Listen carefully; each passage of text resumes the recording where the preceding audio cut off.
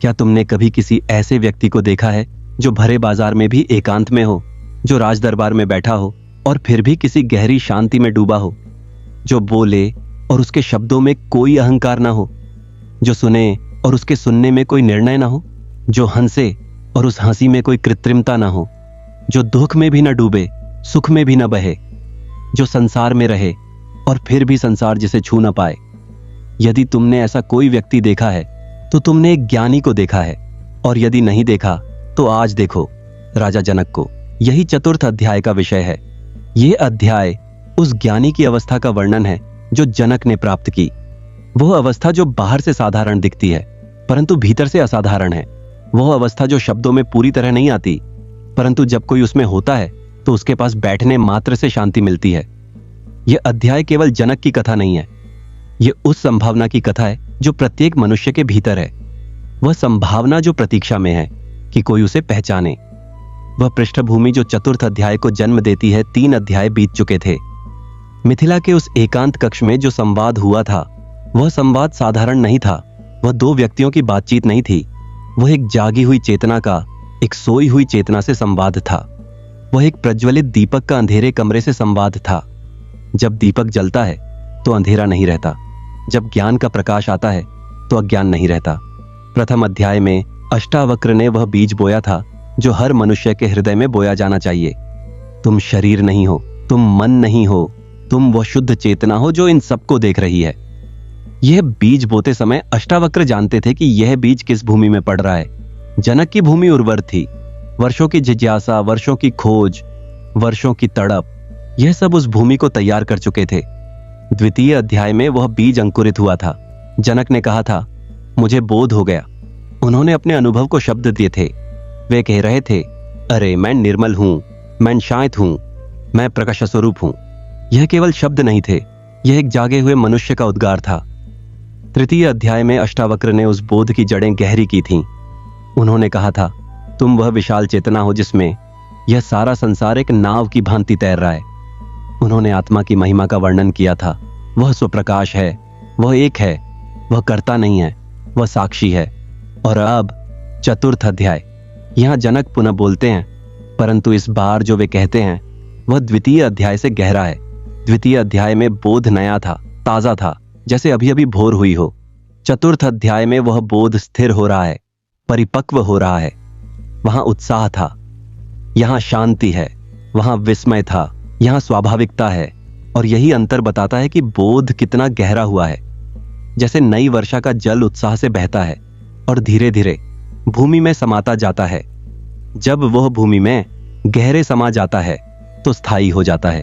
वर्षा बंद हो जाए तो भी वह जल भूमि में रहता है। वैसे ही जनक का बोध अब भूमि में समाने लगा है। अब यह केवल एक अनुभव नहीं है, यह उनका स्वभाव बनने लगा है। चतुर्थ अध्याय में 6 श्लोक हैं और ये 6 श्लोक ज्ञानी की उस अवस्था का जीवंत चित्रण है जिसे पढ़कर हृदय में एक आकांक्षा जागती है, क्या मैं भी ऐसा हो सकता हूं? और उत्तर है हाँ। वह प्रश्न जो हर जिज्ञासु के मन में उठता है जब कोई अध्यात्म की राह पर चलता है, तो एक प्रश्न अवश्य आता है, ये तो ठीक है कि आत्मा शुद्ध है, ये तो ठीक है कि हम चेतना हैं, ये तो ठीक है कि संसार एक नाव की भांति इस चेतना में तैर रहा है। परंतु जब जीवन में कठिनाई आती है, जब कोई प्रिय व्यक्ति बिछड़ता है, जब स्वास्थ्य खराब होता है, जब धन चला जाता है, जब कोई अपमान करता है, तब यह ज्ञान कहां होता है? तब क्या होता है? क्या ज्ञानी भी दुखी होता है? क्या ज्ञानी भी डरता है? क्या ज्ञानी भी क्रोधित होता है? और यदि होता है तो उसमें और साधारण मनुष्य में क्या अंतर है? यदि नहीं होता तो क्या ज्ञानी पत्थर की भांति हो जाता है? क्या वह भावनाहीन हो जाता है? यह प्रश्न स्वाभाविक है और यह महत्वपूर्ण है, क्योंकि यदि आत्मज्ञान का अर्थ भावनाहीनता है तो वह कोई नहीं चाहेगा। जीवन में रस चाहिए, प्रेम चाहिए, आनंद चाहिए। यदि ज्ञान इन सबको छीन ले तो ऐसे ज्ञान का क्या मूल्य? परंतु अष्टावक्र गीता का उत्तर भिन्न है। ज्ञानी भावनाहीन नहीं होता, वह पत्थर नहीं होता, परंतु वह भावनाओं में डूबता नहीं। यह अंतर बहुत महत्वपूर्ण है और चतुर्थ अध्याय इसी अंतर को जीवंत करता है। पहला श्लोक। अपने स्वभाव में स्थिति जनक ने कहा, हे भगवान, मैंने आत्मा को जाना, वह अनंत है, असीम है, परम शांत है। इस जानने के बाद मुझे न शास्त्र की आवश्यकता है, न किसी साधना की। मैं अपने स्वभाव में स्थित हूं। यह पहला श्लोक है और इसे ध्यान से सुनो। जनक कह रहे हैं, न शास्त्र की आवश्यकता है। यह सुनकर चौंकना स्वाभाविक है। जनक ने वर्षों शास्त्र पढ़े थे, उन्होंने वेद उपनिषद जाने थे, और अब वे कह रहे हैं शास्त्र की आवश्यकता नहीं। यह अहंकार नहीं है, यह कृतज्ञता है और एक गहरी समझ। शास्त्र एक साधन है। साधन तब तक आवश्यक है जब तक लक्ष्य न मिले। जैसे एक यात्री को गंतव्य तक पहुंचने के लिए मार्ग की आवश्यकता होती है, परंतु जब वह गंतव्य पर पहुंच जाता है तो मार्ग को सिर पर उठाकर नहीं चलता। वैसे ही शास्त्र, साधना, गुरु, यह सब उस परम सत्य तक पहुंचने के साधन हैं। जब सत्य का बोध हो जाए तो साधन की आवश्यकता नहीं। परंतु यहां एक सूक्ष्म बात है। जनक ने शास्त्र को अस्वीकार नहीं किया, वे शास्त्र की निंदा नहीं कर रहे। वे केवल यह कह रहे हैं, अब मुझे शास्त्र का सहारा नहीं लेना पड़ता। सत्य अब मेरे भीतर है, सत्य अब मेरा स्वभाव है, मैं अपने स्वभाव में स्थित हूं। यह वाक्य इस पूरे श्लोक का सार है। स्वभाव अर्थात अपना मूल स्वरूप, वो जो तुम वास्तव में हो, वो जो तुम सदा से थे, केवल याद नहीं था। जब मनुष्य अपने स्वभाव में स्थित होता है तो उसे कुछ करना नहीं पड़ता, कोई प्रयास नहीं, कोई साधना नहीं। जैसे जल को बहने के लिए कोई प्रयास नहीं करना पड़ता, जल का स्वभाव है बहना, बाधा हटाओ जल स्वतः बहने लगता है। वैसे ही आत्मा का स्वभाव है शांति, आनंद, प्रेम। अज्ञान की बाधा हटाओ, यह सब स्वतः प्रकट होने लगते हैं। जनक की बाधा हट गई थी, इसीलिए वे कह सकते हैं, मैं अपने स्वभाव में स्थित हूं। और यह स्थिति, यह ज्ञानी की पहली और सबसे मूलभूत विशेषता है। स्वभाव और अभ्यास। एक महत्वपूर्ण अंतर इस श्लोक को गहराई से समझने के लिए स्वभाव और अभ्यास के बीच के अंतर को जानना आवश्यक है। अभ्यास वह है जो प्रयास से होता है। यदि कोई प्रतिदिन सुबह उठकर यह प्रयास करे कि आज मैं प्रसन्न रहूंगा, तो यह अभ्यास है। इसमें ऊर्जा लगती है, इसमें थकान होती है, और एक दिन यह अभ्यास टूट सकता है। परंतु स्वभाव वह है जो बिना प्रयास के होता है। तुम्हें सांस लेने का अभ्यास नहीं करना पड़ता, वह तुम्हारा स्वभाव है। तुम्हें हृदय को धड़काने का अभ्यास नहीं करना पड़ता, वह स्वाभाविक है। तुम्हें खुली आंखों से देखने का प्रयास नहीं करना पड़ता, देखना स्वतः होता है। वैसे ही जब बोध गहरा हो जाता है, तब शांति, करुणा, आनंद, यह सब स्वभाव बन जाते हैं। इनके लिए प्रयास नहीं करना पड़ता। अधिकांश साधक अभ्यास में लगे रहते हैं। मुझे क्रोध नहीं करना है, यह अभ्यास है। मुझे शांत रहना है, यह अभ्यास है। मुझे दूसरों से प्रेम करना है, यह अभ्यास है। परंतु ज्ञानी के पास यह अभ्यास नहीं होता। क्रोध स्वतः नहीं उठता, क्योंकि अहंकार नहीं है। शांति स्वतः रहती है, क्योंकि वह आत्मा का स्वभाव है। प्रेम स्वतः होता है, क्योंकि दूसरे में वही चेतना दिखती है जो अपने में है। यह अंतर बहुत बड़ा है। अभ्यास बंधन का एक सूक्ष्म रूप है, स्वभाव मुक्ति का प्रकट रूप है। जनक स्वभाव में है और इसीलिए उनका जीवन अब प्रयास रहित है, परंतु निष्क्रिय नहीं। दूसरा श्लोक, शरीर के प्रति निष्प्रियता। जनक ने कहा, यह शरीर पूर्व कर्मों के कारण जी रहा है।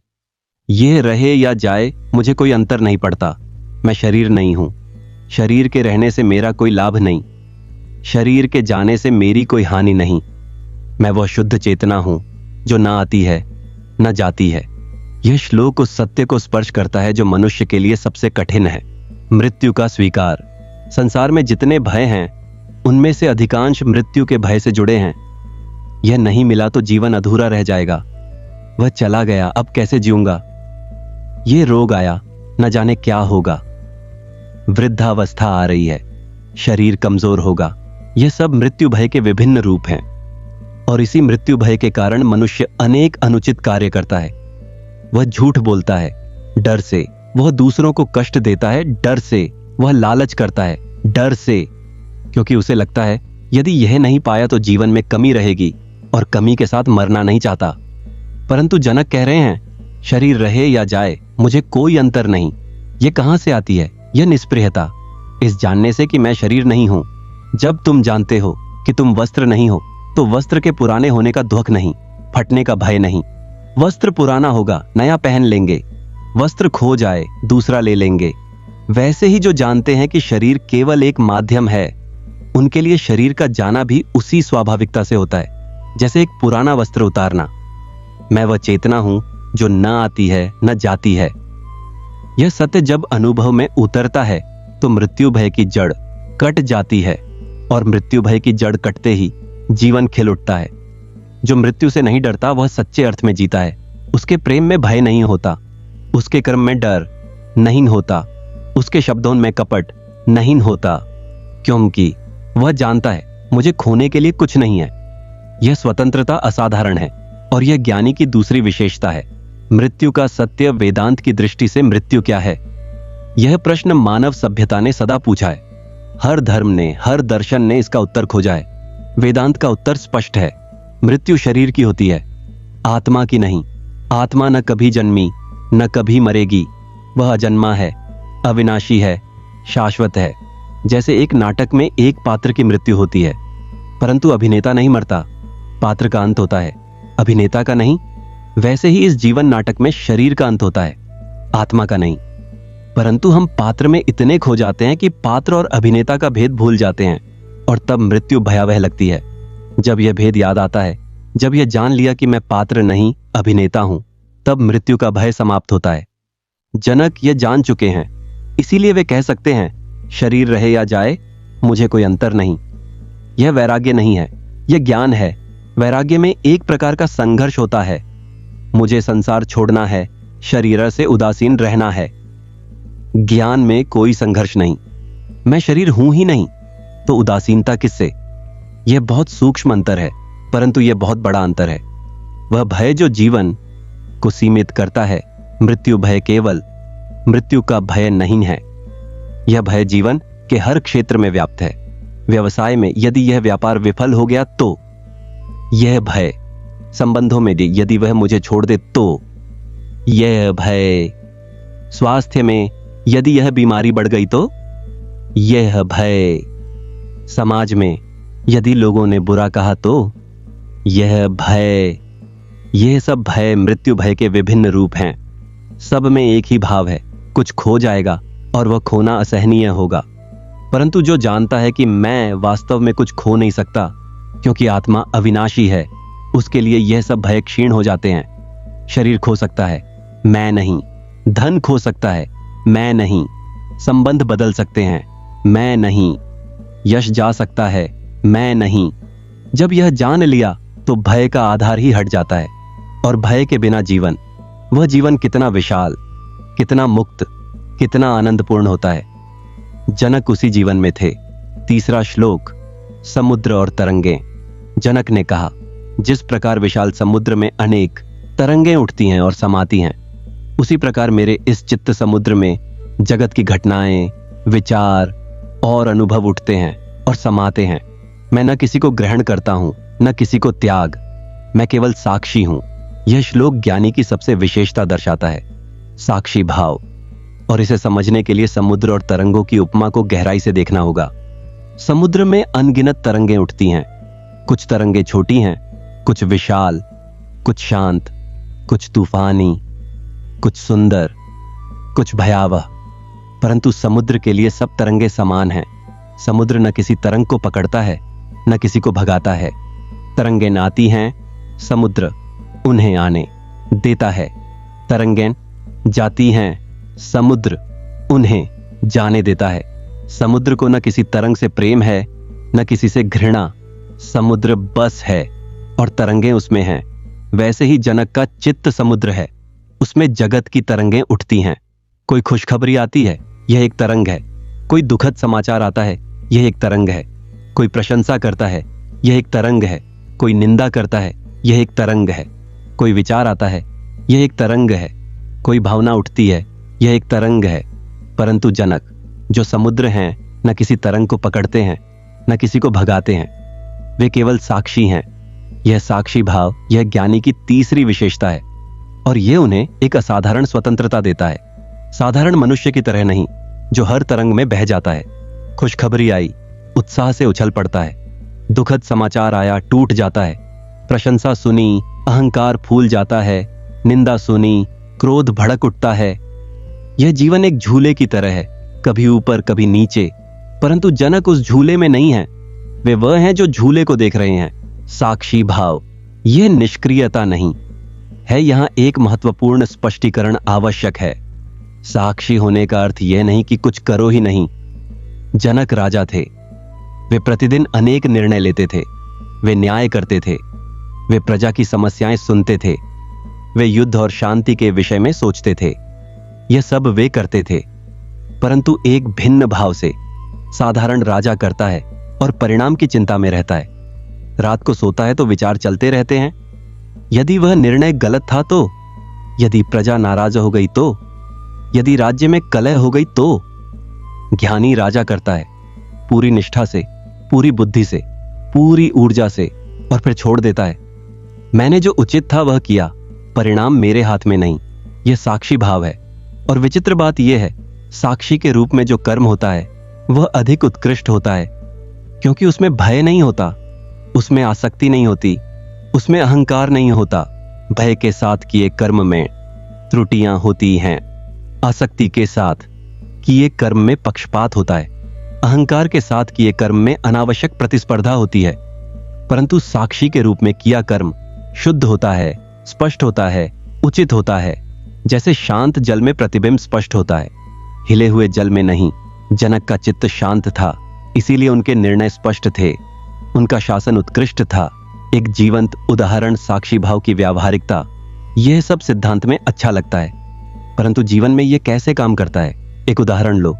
कोई व्यक्ति तुम्हारे पास आकर कहता है, तुमने वह कार्य बहुत गलत किया, तुम अयोग्य हो। साधारण मनुष्य की प्रतिक्रिया, पहले क्रोध, इसे क्या अधिकार है मुझे कहने का? फिर प्रतिशोध, मैं भी इसे देखूंगा। या फिर दुहक, क्या मैं सचमुच अयोग्य हूं? या फिर बचाव, नहीं, मैंने गलत नहीं किया, तुम गलत कह रहे हो। यह सब भोक्ता की प्रतिक्रियाएं हैं। साक्षी की प्रतिक्रिया भिन्न होगी। पहले वह सुनेगा, पूरी तरह सुनेगा, फिर वह देखेगा इसमें कितना सत्य है। यदि सत्य है, धन्यवाद, मैं इसे सुधारूंगा। यदि सत्य नहीं है, शांति से कहेगा, मुझे ऐसा नहीं लगता और यह मेरा दृष्टिकोण है। न क्रोध, न दुहक, न बचाव, न प्रतिशोध, क्योंकि साक्षी जानता है यह शब्द उसके बारे में एक व्यक्ति का विचार है। यह विचार उसे, आत्मा को प्रभावित नहीं करता। जो बात आत्मा तक नहीं पहुंचती वह क्षति नहीं कर सकती, और आत्मा तक कोई शब्द नहीं पहुंचता। यही साक्षी भाव की शक्ति है। चौथा श्लोक, शरीर करता है। मैंने जनक ने कहा, अरे यह मेरा शरीर कार्य करता है, मेरी इंद्रियां अपने अपने विषयों की ओर जाती हैं, मेरा मन विचार करता है, बुद्धि निर्णय लेती है, परंतु यह सब मैं नहीं हूं। मैं इन सब का साक्षी हूं। मैं शांत हूं, निर्विकार हूं, शुद्ध हूं। यह श्लोक ज्ञानी के दैनिक जीवन का एक सुंदर चित्र है। जनक कह रहे हैं, शरीर कार्य करता है। हां, यह सत्य है। शरीर चलता है, बोलता है, खाता है, इंद्रियां विषयों की ओर जाती हैं। हां, यह भी सत्य है। आंखें रूप देखती हैं, कान ध्वनि सुनते हैं, नाक गंध लेती है, मन विचार करता है। हां, यह भी होता है। विचार आते हैं, जाते हैं, परंतु जनक कह रहे हैं, यह सब मैं नहीं हूं। मैं, वह चेतना, इन सब का साक्षी है। यह बात बहुत महत्वपूर्ण है। साधारण मनुष्य यह नहीं जानता। वह सोचता है शरीर जो करता है वह मैं करता हूं, मन जो सोचता है वह मैं सोचता हूं, इंद्रियां जो अनुभव करती हैं वह मैं अनुभव करता हूं। परंतु ज्ञानी जानता है यह सब होता है और मैं इसे देख रहा हूं। जैसे नदी का किनारा नदी को देखता है। नदी बहती है, किनारा नहीं बहता। नदी में बाढ़ आती है, किनारा डूबता नहीं। वैसे ही जीवन की नदी बहती है, शरीर में, मन में, परंतु आत्मा, वह किनारा, डूबती नहीं। और जनक वह किनारा है। मैं शांत हूं, निर्विकार हूं, शुद्ध हूं। यह उनकी वास्तविक अवस्था है। बाहर राजा हैं, दरबार चलता है, निर्णय होते हैं। भीतर शांत हैं, निर्विकार हैं। यह संयोग कैसे संभव है? जब भीतर और बाहर का भेद मिट जाए, जब जानो कि बाहर जो होता है वह होने दो, भीतर मैं अस्पृश्य हूं। वह अनुभव जो हर मनुष्य कभी कभी पाता है। एक बात और, यह साक्षी भाव, यह केवल ज्ञानियों का अनुभव नहीं है। हम सब ने इसे कभी न कभी क्षण भर के लिए जिया है। जब तुम किसी सुंदर दृश्य को देखते हो, सूर्योदय, पहाड़, समुद्र, और एक पल के लिए सब विचार रुक जाते हैं। केवल देखना है, केवल होना है। उस पल तुम साक्षी हो। जब तुम किसी संगीत में इतने डूब जाते हो कि मैं भूल जाता है, केवल संगीत है, उस पल तुम साक्षी हो। जब तुम गहरी नींद से जागते हो और एक पल के लिए यह नहीं जानते कि तुम कौन हो, कहां हो, केवल एक शांत जागरूकता है, उस पल तुम साक्षी हो। यह अनुभव सबको होता है, परंतु वह क्षण भर के लिए होता है। ज्ञानी वो है जिसके लिए यह क्षण स्थायी हो गया है। जनक उस स्थायी साक्षी भाव में है। 5वां श्लोक। न कुछ खोया न कुछ पाया, जनक ने कहा, अरे यह शरीर है तो मेरा कोई लाभ नहीं, शरीर नहीं है तो मेरी कोई हानि नहीं, विद्या है तो मेरा कोई श्रेय नहीं, अविद्या है तो मेरा कोई खेद नहीं, सुख है तो मेरी कोई तृप्ति नहीं, दुख है तो मेरी कोई पीड़ा नहीं, मैं तो अपने परम स्वभाव में हूं। यह श्लोक ज्ञानी की उस अवस्था का वर्णन है जिसे अद्वैत वेदांत में द्वंद्वातीत कहते हैं। द्वंद्वातीत अर्थात द्वंद्वों से परे। हम सब द्वंद्वों में जीते हैं, लाभ और हानि, सुख और दुख, मान और अपमान, विद्या और अविद्या, जन्म और मृत्यु, शरीर और अशरीर। यह सब द्वंद्व हैं और इन्हीं द्वंद्वों के बीच झूलते हुए जीवन बीतता है। जब लाभ होता है प्रसन्नता, जब हानि दुख, जब सुख उत्साह, जब दुख निराशा, जब मान गर्व, जब अपमान क्रोध। यह झूला कभी रुकता नहीं, परंतु जनक कह रहे हैं, मैं तो अपने परम स्वभाव में हूं और उस परम स्वभाव में इन द्वंद्वों का कोई प्रभाव नहीं। आत्मा न लाभ से बढ़ती है न हानि से घटती है। आत्मा न सुख से प्रसन्न होती है न दुख से पीड़ित। आत्मा न विद्या से श्रेष्ठ होती है न अविद्या से हीन। आत्मा सदा अपनी स्थिति में है, पूर्ण, अविचल, निर्मल, और जनक आत्मा में है, इसीलिए वे द्वंद्वातीत हैं। द्वंद्वातीत होने का अर्थ, एक विस्तृत व्याख्या। द्वंद्वातीत होना, इसका अर्थ क्या है? क्या इसका अर्थ यह है कि लाभ में कोई प्रसन्नता नहीं, हानि में कोई प्रतिक्रिया नहीं? नहीं, ऐसा नहीं है। द्वंद्वातीत होने का अर्थ है इन द्वंद्वों में से किसी के भी कारण अपनी मूल शांति न खोना। एक उदाहरण लो। एक ऐसे मनुष्य की कल्पना करो जिसके पास असीमित धन है। उसे कोई एक सोने की मुद्रा दे, क्या वह अत्यंत प्रसन्न होगा? शायद नहीं, क्योंकि उसके पास पहले से इतना है। उससे कोई एक सोने की मुद्रा ले ले, क्या वह बहुत दुखी होगा? शायद नहीं, क्योंकि उसके पास इतना है कि एक मुद्रा से कोई अंतर नहीं पड़ता। वह द्वंद्वातीत नहीं है, परंतु उसके लिए इस विशेष द्वंद्व का महत्व कम है। वैसे ही जो मनुष्य आत्मा को जान लेता है, वह जानता है मेरे पास वह है जो सबसे मूल्यवान है, आत्मा, शांति, आनंद। बाहर से कुछ मिले या जाए, इससे उसकी मूल संपत्ति नहीं बदलती, इसीलिए वह द्वंद्वों में इतना विचलित नहीं होता। यह पूर्ण निस्पृहता नहीं है, वह अनुभव करता है परंतु डूबता नहीं। जैसे एक कुशल तैराक समुद्र में तैरता है, लहरें आती हैं, वह उनके साथ चलता है परंतु डूबता नहीं, क्योंकि उसे तैरना आता है। ज्ञानी को आत्मा में रहना आता है, इसीलिए जीवन की लहरें उसे डुबा नहीं सकती। एक गहरा प्रश्न, ज्ञानी का जीवन कैसा दिखता है? यहां एक स्वाभाविक जिज्ञासा उठती है, ज्ञानी का जीवन बाहर से कैसा दिखता है? क्या वह सदा मुस्कुराता रहता है? क्या वह कभी नहीं रोता? क्या वह सदा शांत बैठा रहता है? क्या उसे भूख नहीं लगती, नींद नहीं आती? नहीं, ज्ञानी बिल्कुल साधारण दिख सकता है। उसे भूख लगती है, वह खाता है, उसे नींद आती है, वह सोता है, उसे थकान होती है, वह विश्राम करता है, उसे प्रसन्नता होती है, वह हंसता है, उसे दुख होता है, वह रो सकता है, यह सब होता है। परंतु इन सब के भीतर एक शांति है जो अखंड है। जैसे समुद्र की सतह पर लहरें होती हैं परंतु गहराई में शांति है, वैसे ही ज्ञानी के जीवन की सतह पर सब कुछ होता है परंतु गहराई में अखंड शांति है। और यही अंतर है। साधारण मनुष्य की सतह पर भी हलचल है और गहराई में भी हलचल है। ज्ञानी की सतह पर हलचल हो सकती है परंतु गहराई में केवल शांति। ज्ञानी के जीवन का विस्तृत चित्र चतुर्थ अध्याय के इस बिंदु पर ज्ञानी के जीवन का एक विस्तृत चित्र बनाना उचित है। प्रातःकाल जब जनक उठते हैं, शरीर जागता है, आंखें खुलती हैं, सूर्य का प्रकाश आता है। साधारण मनुष्य उठते ही मन में विचारों की बाढ़ आ जाती है। आज यह करना है, कल वह नहीं हुआ, अभी समय नहीं मिलेगा। जनक के लिए एक पल की शांति, एक पल की जागरूकता और फिर दिन का आरंभ। दरबार में जब वे बैठते हैं, अनेक लोग आते हैं, अनेक समस्याएं लाते हैं।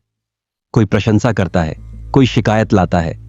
साधारण राजा प्रशंसा से प्रसन्न, शिकायत से व्यग्र। जनक सब सुनते हैं, सब देखते हैं, परंतु न प्रशंसा से उत्साहित न शिकायत से व्यग्र। जो उचित है वह करते हैं। जब कोई कठिनाई आती है, किसी पड़ोसी राज्य ने आक्रमण की धमकी दी, सूखा पड़ा, प्रजा में असंतोष बढ़ा।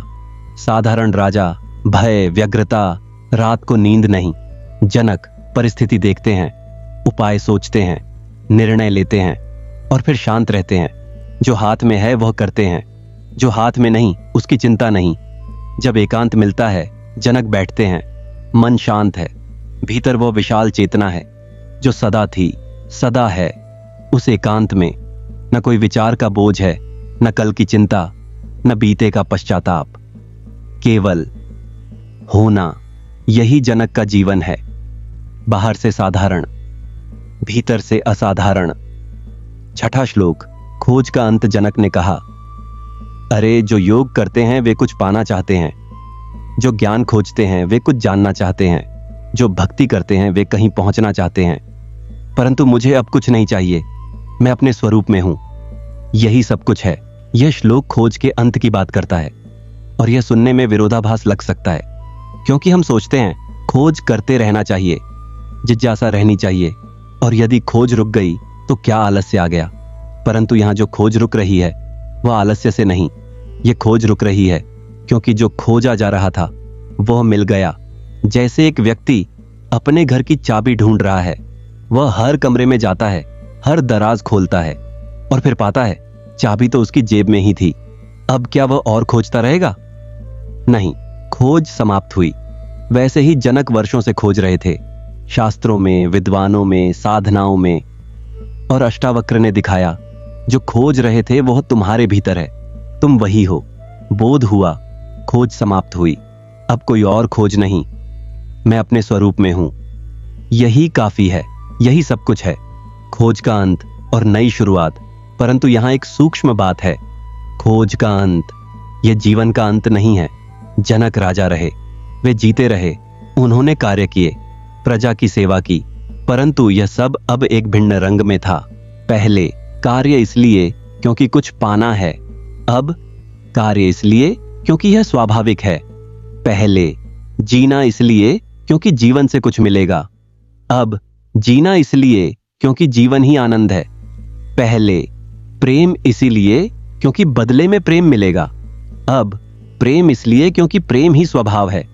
यह परिवर्तन अत्यंत गहरा है और यह परिवर्तन बाहर से दिखता नहीं परंतु भीतर से महसूस होता है। जनक इस परिवर्तन में थे। ज्ञानी की 6 विशेषताएं, एक समग्र दृष्टि 4th अध्याय के 6 श्लोकों में जनक ने जो कहा उसे 6 विशेषताओं में समझें। पहली विशेषता, स्वभाव में स्थिति। ज्ञानी को कोई प्रयास नहीं करना पड़ता।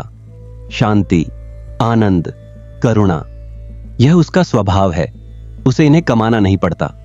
दूसरी विशेषता, मृत्यु भय से मुक्ति। शरीर रहे या जाए, ज्ञानी को कोई अंतर नहीं, वह जानता है मैं शरीर नहीं हूं और जो मैं वास्तव में हूं वह अविनाशी है। तीसरी विशेषता, साक्षी भाव। ज्ञानी न किसी घटना को पकड़ता है न भगाता है, वह देखता है। जीवन की तरंगें आती जाती हैं, समुद्र है, तरंग नहीं। चौथी विशेषता, शरीर मन से भिन्नता। शरीर करता है, मन सोचता है, इंद्रियां अनुभव करती हैं, परंतु ज्ञानी इन सब का साक्षी है, वह इनसे परे है। पांचवी विशेषता, द्वंद्वातीतता। लाभ हानि, सुख दुख, मान अपमान, इन सब से जानी डोलता नहीं, वह अपने परम स्वभाव में स्थित है। छठी विशेषता, खोज का अंत। ज्ञानी को कुछ पाना नहीं है, कहीं पहुंचना नहीं है, वह अपने स्वरूप में है। यही सब कुछ है। ये 6 विशेषताएं ज्ञानी की पहचान है, परंतु इन्हें बाहर से पहचानना कठिन है, क्योंकि ज्ञानी साधारण दिखता है, परंतु उसके पास बैठने पर एक शांति मिलती है, एक ऐसी शांति जो शब्दों में नहीं आती। जैसे प्रज्वलित दीपक के पास बैठने पर ऊष्मा मिलती है, वैसे ही ज्ञानी के पास बैठने पर शांति मिलती है। यह उसकी उपस्थिति का प्रभाव है। ज्ञानी और साधारण मनुष्य, एक तुलना इस अंतर को और स्पष्ट करने के लिए एक विस्तृत तुलना। साधारण मनुष्य जब प्रशंसा सुनता है, मन में प्रसन्नता आती है, अहंकार फूलता है। हाँ, मैं अच्छा हूं, वह उस प्रशंसा को बार बार याद करता है, उसे और चाहता है। ज्ञानी जब आगे बढ़ जाता है, साधारण मनुष्य जब अपमान सुनता है, क्रोध आता है, प्रतिशोध का विचार आता है, मैं इसे दिखाऊंगा, या फिर दोहक, मैं वास्तव में बुरा हूं, वह उस अपमान को बार बार याद करता है, उससे पीड़ित रहता है। ज्ञानी जब अपमान सुनता है, देखता है इसमें सत्य कितना है, यदि सत्य है स्वीकार करता है, यदि नहीं है जाने देता है। आत्मा पर कोई खरोंच नहीं। साधारण मनुष्य जब हानि होती है, दुख, यह नहीं होना चाहिए था, मेरे साथ ऐसा क्यों, पश्चाताप, चिंता, रात को नींद नहीं। ज्ञानी जब हानि होती है, देखता है क्या किया जा सकता है, जो किया जा सकता है करता है, जो नहीं छोड़ देता है। भीतर की शांति अखंड रहती है। साधारण मनुष्य जब मृत्यु का विचार आता है, भय नहीं, अभी बहुत कुछ करना है, अभी जीना है। ज्ञानी जब मृत्यु का विचार आता है, एक शांत स्वीकृति, यह शरीर जाएगा, मैं आत्मा जाऊंगी नहीं। भीतर की शांति अखंड। यह अंतर बाहर से दिखता नहीं, परंतु भीतर से यह आकाश और धरती का अंतर है। वह प्रश्न जो हर साधक पूछता है, क्या मैं भी यह हो सकता हूं? अब वह प्रश्न जो इस पूरे अध्याय को पढ़ते हुए हर मनुष्य के मन में उठता है, क्या मैं भी जनक जैसा हो सकता हूं? क्या यह अवस्था केवल राजर्षियों के लिए है, केवल विशेष लोगों के लिए? अष्टावक्र गीता का उत्तर, हां, तुम भी यह हो सकते हो, क्योंकि यह बोध किसी विशेष जाति में नहीं, किसी विशेष शरीर में नहीं, किसी विशेष परिस्थिति में नहीं। यह बोध आत्मा में है, और आत्मा प्रत्येक में है। जनक के पास भी वही आत्मा थी जो तुम्हारे पास है, अष्टावक्र के पास भी वही आत्मा थी, और तुम्हारे पास भी। अंतर केवल बोध का है। जनक को बोध हुआ, अष्टावक्र की कृपा से, अपनी जिज्ञासा से, अपनी तैयारी से। तुम्हें भी हो सकता है, परंतु इसके लिए 3 बातें आवश्यक हैं। पहली, वास्तविक जिज्ञासा, केवल बौद्धिक नहीं, हृदय की जिज्ञासा, वह तड़प जो जनक को थी। दूसरी, श्रद्धा, जिस दिशा में जा रहे हो उस पर विश्वास। तीसरी, धैर्य, यह बोध क्षण भर में भी हो सकता है, और वर्षों की साधना के बाद भी। जो होगा सही समय पर होगा। धैर्य रखो। एक छोटा प्रयोग, इसी क्षण चतुर्थ अध्याय को पढ़ते हुए एक छोटा प्रयोग करो। आंखें बंद करो और एक पल के लिए, केवल एक पल, यह प्रश्न पूछो, इस क्षण जो सब अनुभव हो रहा है, शरीर की अनुभूतियां, मन के विचार, भावनाएं, यह सब हो रहा है, परंतु इसे देखने वाला कौन है? उस देखने वाले को खोजने की कोशिश मत करो, बस यह प्रश्न पूछो, और एक पल के लिए सब रुक जाएगा। वह रुकना, वह एक पल का मौन, वही साक्षी भाव है। वही तुम हो, वही जनक ने जाना, वही अष्टावक्र ने दिखाया, और वही इस पूरे चतुर्थ अध्याय का हृदय है। चतुर्थ अध्याय का ज्ञानी संसार के लिए क्या करता है? एक और महत्वपूर्ण प्रश्न, ज्ञानी जब इस अवस्था में होता है तो संसार के लिए क्या करता है? क्या वह केवल अपने आनंद में डूबा रहता है? नहीं, ज्ञानी सबसे अधिक संसार के काम का है, क्योंकि उसके पास वह स्पष्टता है जो साधारण मनुष्य के पास नहीं। उसके निर्णय भय से नहीं, ज्ञान से होते हैं। उसकी सेवा स्वार्थ से नहीं, करुणा से होती है। उसका प्रेम आसक्ति से नहीं, स्वभाव से होता है। जनक इसके जीवंत उदाहरण थे। उन्होंने राज्य त्याग नहीं किया, वे राजा बने रहे, परंतु उनका राजत्व भिन्न था। उनके दरबार में न्याय था, क्योंकि न्याय करने वाला पक्षपात रहित था। उनकी प्रजा सुखी थी, क्योंकि राजा का मन शांत था। उनके राज्य में ज्ञान था, क्योंकि ज्ञानी राजा था। यह ज्ञान का संसार को उपहार है। जब एक ज्ञानी होता है तो वह अकेला नहीं बदलता, उसके आसपास का वातावरण बदलता है। जैसे एक प्रज्वलित दीपक रखने से कमरा प्रकाशित होता है, वैसे ही एक ज्ञानी व्यक्ति के होने से उसके आसपास का वातावरण प्रकाशित होता है। जनक मिथिला के लिए वह दीपक थे। चतुर्थ अध्याय और जनक की यात्रा। एक दृष्टि इस अध्याय में जनक की यात्रा को देखें। प्रथम अध्याय, जनक प्रश्न करता थे, वे खोज रहे थे, उनके प्रश्न थे। द्वितीय अध्याय, जनक नए जागे हुए थे, उत्साह था, विस्मय था। तृतीय अध्याय, अष्टावक्र ने बोध को और गहरा किया। चतुर्थ अध्याय, जनक का बोध परिपक्व हो रहा है। वे शांत हैं, स्थिर हैं, स्वाभाविक हैं। यह एक यात्रा है, और यह यात्रा केवल जनक की नहीं है, यह हर उस मनुष्य की यात्रा है जो अपने वास्तविक स्वरूप की खोज में है। पहले प्रश्न, फिर पहली झलक, फिर गहराई, फिर परिपक्वता और अंत में स्वभाव। जब बोध स्वभाव बन जाता है तब जनक की वह अवस्था होती है जो चतुर्थ अध्याय में दिखती है। चतुर्थ अध्याय का समाज के लिए संदेश। इस अध्याय का एक सामाजिक संदेश भी है। संसार में अधिकांश समस्याएं इसलिए हैं क्योंकि मनुष्य भयभीत है। भयभीत मनुष्य लालच करता है, भयभीत मनुष्य युद्ध करता है, भयभीत मनुष्य दूसरों को कष्ट देता है क्योंकि उसे लगता है यदि यह नहीं किया तो मैं खो जाऊंगा। परंतु जो मनुष्य जान लेता है कि वह आत्मा है, वह खोने से नहीं डरता। ऐसा मनुष्य लालच नहीं करता क्योंकि आत्मा को किसी की आवश्यकता नहीं। ऐसा मनुष्य युद्ध नहीं करता क्योंकि दूसरे में वही चेतना दिखती है। ऐसा मनुष्य दूसरों को कष्ट नहीं देता क्योंकि दूसरे का दुख अपना दुख लगता है। यदि समाज में अधिक ऐसे मनुष्य हों तो समाज बेहतर होगा और यही अष्टावक्र गीता का सामाजिक उपहार है। यह केवल व्यक्तिगत मुक्ति की बात नहीं करती, यह एक ऐसे मनुष्य को जन्म देती है जो स्वयं तो मुक्त है ही और अपनी उपस्थिति से दूसरों के लिए भी मुक्ति का द्वार खोलती है। जनक के शब्दों की प्रतिध्वनि चतुर्थ अध्याय समाप्त होता है, परंतु जनक के शब्द हवा में गूंजते रहते हैं। मैं अपने स्वभाव में स्थित हूं, शरीर रहे या जाए मुझे कोई अंतर नहीं। मैं न ग्रहण करता हूं न त्याग, मैं केवल साक्षी हूं। शरीर कार्य करता है, मन सोचता है, परंतु मैं शांत हूं, निर्विकार हूं। न कुछ खोया न कुछ पाया, मैं परम स्वभाव में हूं। मुझे कुछ नहीं चाहिए, मैं अपने स्वरूप में हूं। यह शब्द केवल जनक के नहीं है, यह उस प्रत्येक मनुष्य के हो सकते हैं जो अपने वास्तविक स्वरूप को जान ले।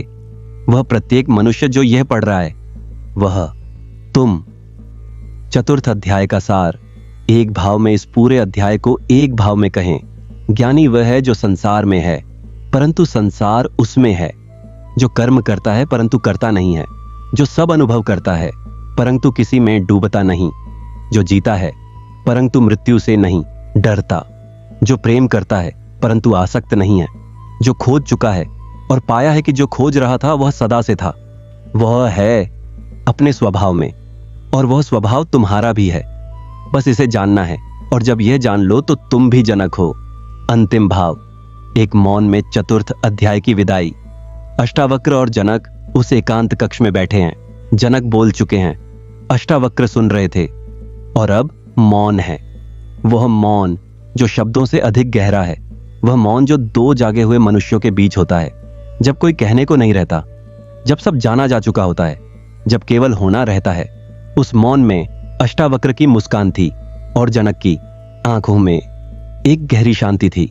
वह शांति जो प्रथम अध्याय में नहीं थी, वह शांति जो द्वितीय अध्याय में नहीं थी, वह शांति जो तृतीय अध्याय में गहरी होने लगी थी और जो चतुर्थ अध्याय में उनका स्वभाव बन रही थी। पंचम अध्याय की यात्रा यहां से आरंभ होती है, जहां मोक्ष का स्वरूप और भी स्पष्ट होगा और जहां जनक और अष्टावक्र का यह संवाद और अधिक गहराई में उतरेगा। यह चतुर्थ अध्याय की पूर्ण और विस्तृत व्याख्या है।